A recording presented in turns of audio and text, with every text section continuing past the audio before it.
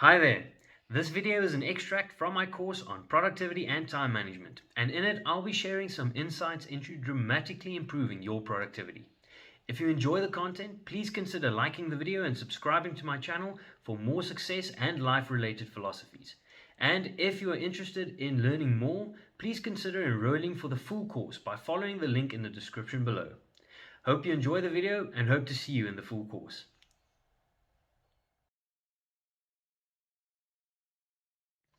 I have experienced many terrible things in life, a few of which actually happened. This quote from Mark Twain is to this day one of my favorite quotes on the human psychology, and one of the most empowering things I have ever read. I'm not going to bore you with the specifics, but I had a long history with depression, anxiety, and to this day I still battle my absurd OCD. But this quote lifted the weight of the world from my shoulders. You see, I realized that life is nothing more than a string of experiences, and experiences are governed by perspective. Ever been in a situation where you and a bunch of friends went out partying for the night, and one of them was in a depressed mood? You may have all had the time of your life, and you talk about the experience to this day. But the person who was depressed in the moment experienced something completely different. Well, that's the perspective that I'm referring to. Once you realize this, you are in a position to implement the immortal lesson in the words of Mark Twain. Your mind is and will always be the single most powerful weapon you have. Condition your mind, alter your perspective, and the rest will start falling into place. The biggest favor you will ever do for yourself is to exercise your mind to the point where, just like any other trained muscle in your body, you can use it to your benefit. Get into the right mindset, and whatever your goals may be, you have already won at least half the battle. Psychology and its impact on your ability to use your time productively and to do anything effectively really is a field in and of itself, and it's way too vast to cover in this course. In fact, I may consider making a course on just that topic somewhere in the future. There are, however, 5 important aspects that I do want to touch on in this course. Number 1, you are what you think. Believe it or not, the conscious mind only accounts for about 5% of your total brain activity. The other 95% is the subconscious, the realm of the unnoticed that exerts such profound influence on our lives you cannot even begin to comprehend its power. You see, the thing is, your conscious mind influences your subconscious mind, and vice versa. This is true to the extent that you really do become what you actively think, because that is what dwells in your subconscious. Make a conscious effort to foster a positive outlook on life, and your ability to take it by the horns will increase tenfold, not to mention how your productivity will benefit. Number 2, goal setting and visualization. I remember reading the book Think and Grow Rich by Napoleon Hill. No, I didn't read the book with the intention of thinking myself rich, but rather to peek into the mind of a man who wrote a book in 1937 that to this day remains one of the top 10 bestsellers ever in its category. There was one central theme that I walked away with, and that was the concept of setting high expectations and practicing goal visualization.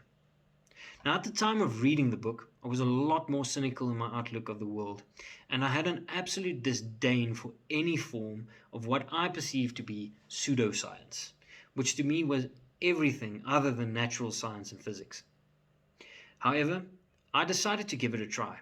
I set time aside to solidify my goals in life, and I did so to the minute details of what I expected to achieve.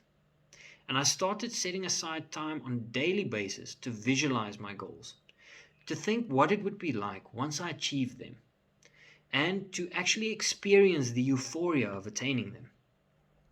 And although I have a ways to go before I achieve them all, I am now a firm believer that this technique is worthwhile. Just by the way, one of the goals I had written down was to attain a formal senior managerial position by December of 2019. And I was offered part ownership and directorship in November of 2019. Number 3, Stop complaining. This one and the next is rather simple, but important and impactful nonetheless. Stop wasting your finite energy pool, your endlessly precious time, on complaints. Just stop complaining. It really isn't that bad. Remember that brain bandwidth I referred to earlier in the course?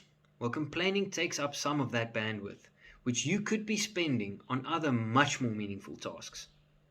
You are here, listening to me talk, which means you are serious about improving your time management and productivity. So stop engaging in what I have come to realize is probably the single biggest time wasting exercise in existence.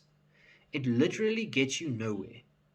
And once you stop, you will soon realize the immense benefits that a simple action such as this can have on your life.